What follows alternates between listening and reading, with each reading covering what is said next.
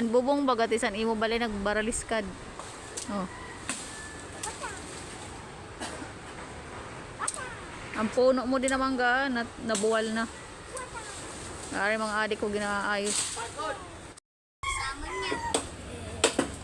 Ang pangalan niya datuin.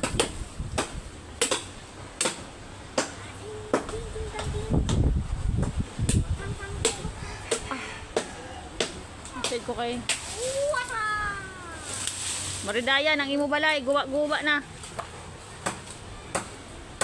Ang imo balay, guba na maridayan. Why nanti? Sira gid ang imo balay. Oh. Para gayod, basa-basa na di, baha-baha. Baha na di sa imo balay. Oh, kuwang gid ang mga atok. Tarangkas. Naga-wild. Oh. Gayong baha. Ah. Baha na. Aten kuan payag. Ubos an kuan.